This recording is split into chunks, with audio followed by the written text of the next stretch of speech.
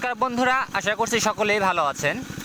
আজকে কিন্তু আমার এগ্রোয়ানের সাবদিন জাতের শশার তৃতীয়বার আমি সেচ প্রদান করছি।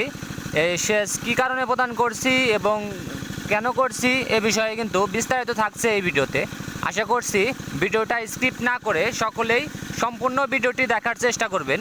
আসলে আপনার কখন কি যত্ন প্রপার কী নিতে হয় আমি কিন্তু এটা করছি এবং কি আপনাদের কাছে শেয়ার করছি সেটা। এখন দেখেন আমার প্রজেক্টের বয়স কিন্তু প্রায় 35 দিন।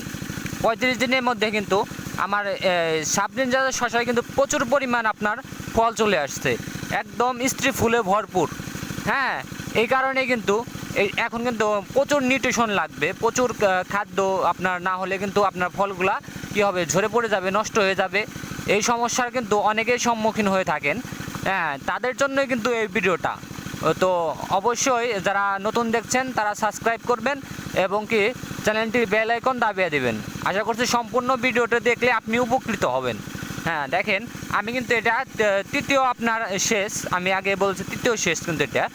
দেখেন প্রচুর পরিমাণ কিন্তু আমার স্ত্রী ফুল চলে আসছে, প্রত্যেকটা গিটে গিটে কিন্তু স্ত্রী ফুল আছে। দেখেন দেখা যাচ্ছে কি না,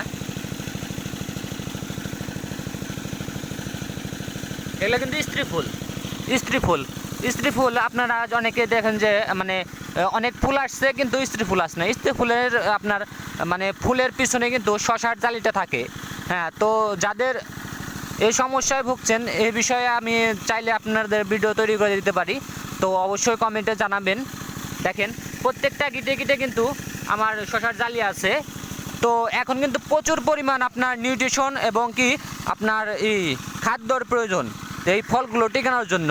তো এই সাইডে আমি কুমড়ার ঝাড় দিয়েছি, কুমড়ার ঝাড়ের ভিডিও আমি আস্তে আস্তে আপনাদের দেওয়ার চেষ্টা করব।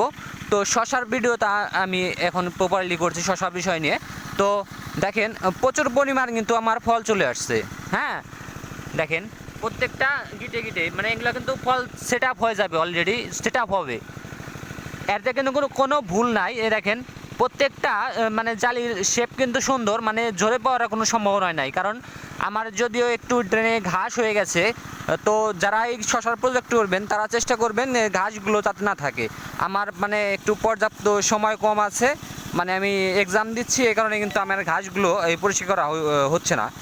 তো আমি প্রচুর পরিমাণ আপনার ড্রেনের আপনার প্রায় 10% আমি এর প্রথম প্রজেক্টে করছিলাম, কারণ দ্বিতীয় প্রজেক্টের ক্ষেত্রে একটু আপনার নিউট্রিশনের ঘাটতি দেখা দেয়। এই কারণে কিন্তু আমি 10 কেজি ডিএপি সার দিয়ে দিছি এবং কি স্লোবর বরুন আর একটা হলো হিউমিক চপার আপনার ওই যে অ্যাসিডের মতো ওইটা দিয়ে দিছি। এই তিনটা কিন্তু আমি মিক্স করে দিয়ে দিছি প্রজেক্টের যে শেষের ভিতর দিয়ে দিছি। ওটা ভিডিও যদিও দেখাতে পারিনি আমি, দুঃখিত। তো যারা যাদের শশা গাছে অলরেডি অনেক ফল চলে আসছে তারা কিন্তু এই সেচ, কারণ তাপমাত্রা অনেক বেশি, সেচের পরিমাণটা আপনারা নিয়মিতভাবে দিবেন। সেচের পরিমাণ যদি নিয়মিত না হয় তাহলে কিন্তু ফলগুলো টিকবে না। তো আশা করছি এই ইনফরমেশন ভিডিওটা আপনাদের কাজে আসবে।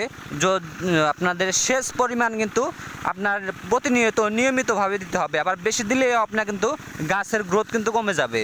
তো নির্দিষ্ট আপনার 1 সপ্তাহ বা এই 5 দিন যেদিকে মনে করেন যে আপনার জমির কন্ডিশন বুঝে আপনার জমির ড্রেন যেন আপনার স্যাঁতস্যাঁতা ভাব যেন না যায়। হ্যাঁ, এটা খেয়াল রাখবেন।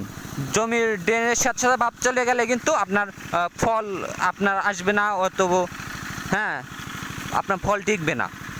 তো যারা শশা চাষ করছেন, আমি এখানে দেখেন এর আগে আমি পরীক্ষামূলকভাবে আমি এগ্রোয়ানের সাবরিন একটা রোপণ করছিলাম এই কুমড়ার ঝাড়ের সাথে, সেটাই কিন্তু দেখি দুইটা সুন্দর শশা ধরে আছে। দেখেন হ্যাঁ, এটা কিন্তু সম্পূর্ণ দেশি শশার মতো শেপ। এটা কিন্তু বাজারে নিলে আপনার চাহিদা অনেক বেশি থাকে। তো আশা করছি এই ভিডিওটি ভালো লাগলে অবশ্যই একটা লাইক, কমেন্ট এবং শেয়ার করবেন।